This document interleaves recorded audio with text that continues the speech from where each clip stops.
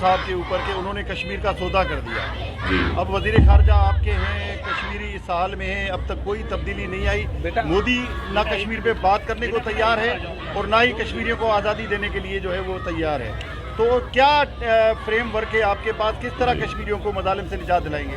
دیکھیں, بین الاقوامی طور پر مکمل طور پر اس پر ہمیشہ اجاگر کیا جا رہا ہے, اور اس وقت جب foreign minister chairman Bilawal Bhutto Zardari صاحب ہیں تو آپ نے دیکھا کہ کچھ ہی عرصے میں, ابھی کچھ ماہ ہی ہوئے ہیں, لیکن انہوں نے ہر فورم پر کشمیر کی آواز اٹھائی اور بین الاقوامی طور پر سب سے کہا ہے کہ وہ اپنا رول ادا کریں اور انڈیا پر اس کو پریشرائز کریں کہ جو کشمیری ہیں جن کو اس وقت اقلیت میں تبدیل کرنے کی کوشش کی جا رہی ہے, وہاں پہ قتل عام ہو رہا ہے, لوگوں کو قید کیا جا رہا ہے, وہاں پہ ڈیموگرافک چینج کی طرف وہ جا رہے ہیں. تو اس چیز کو چیئرمین بلاول صاحب نے ہر جگہ پر اجاگر کیا ہے, اور ہم اپنے کشمیری بھائی بہنوں کے شاہ ساتھ. صاحب یہ بتائیں کہ یہ سوال کا پلیٹ فارم نہیں ہے, لیکن کیونکہ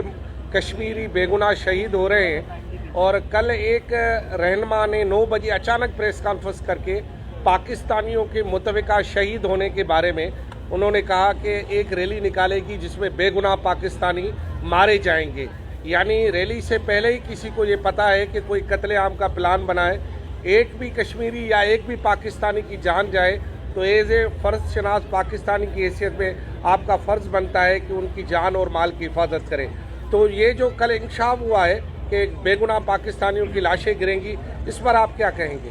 دیکھیں, کل جو یہ بات ہوئی تو فیصل واڈا صاحب ایک سچے پاکستانی ہیں, اور چاہے ان کا کسی بھی پارٹی سے تعلق ہو, لیکن ہر پاکستانی کی جو سب سے پہلی ترجیح ہے وہ پاکستان.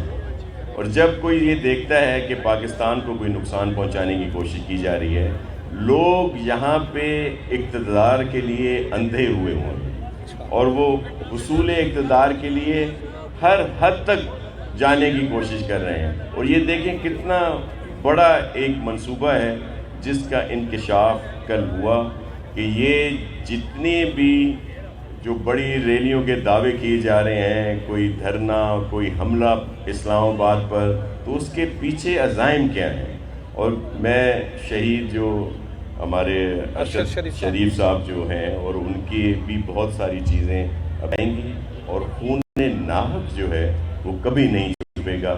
اور آج ایک بہت اہم دن ہے ہمارا 27 اکتوبر, جو کشمیر سے منسوب ہے, لیکن یہاں پہ آپ دیکھیں کہ لوگ حصول اقتدار کے لیے کیا کچھ کرنے کے لیے بے چین ہیں. ناصر شاہ صاحب یہ بتائیے کہ اگر خان صاحب جو ہے وہ لانگ مارچ کرنے جا رہے ہیں, اور پی ٹی آئی کے ملک شیر زمان صاحب نے کہا ہے اگر سندھ حکومت روکنے کی کوشش کرے گی تو کراچی پر جو ہے وہ دھرنا دیا جائے گا, کافی زیادہ جو ہے وہ پی ٹی آئی کے کارکنان نکلنے جا رہے ہیں, اس پر سندھ حکومت کی کیا ہوگا؟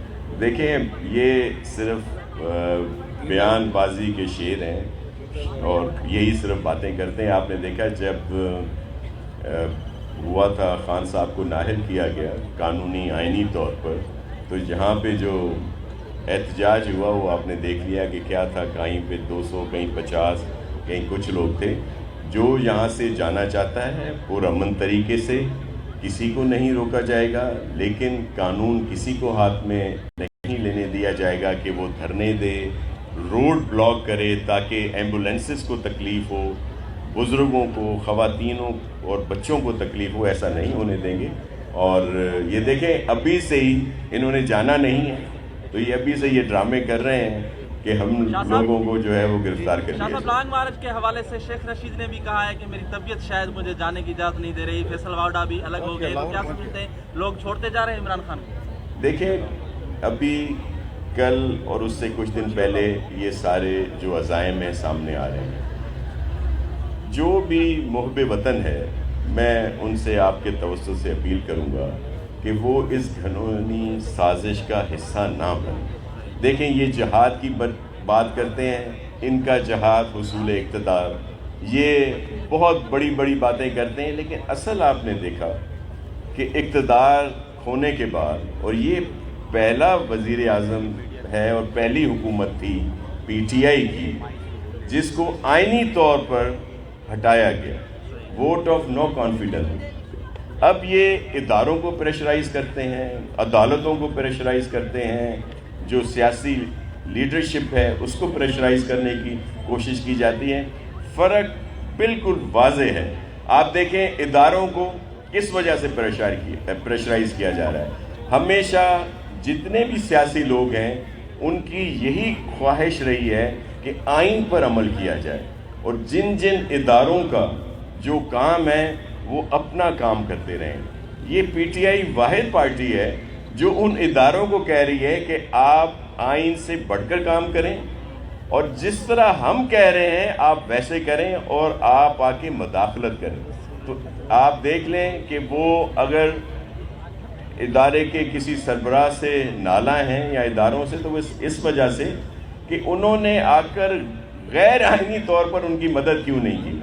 اب بھی وہ ان کو کہہ رہے ہیں کہ آپ غیر آئینی طور پر اپنا رول ادا کریں. تو ایسے لوگوں کو پاکستانیوں نے جان لیا ہے، اور آئندہ آنے والے دن جو ہیں ان کی سیاست کا بالکل خاتمہ ہو جائے. شاہ صاحب یہ کہا جا رہا ہے کہ پی ٹی آئی میں بھی ذوالفقار مرزا جو ہے وہ پیدا ہو گیا ہے. کیا کہیں گے کہ اب اور بھی ایسے لوگ پیدا ہوں گے؟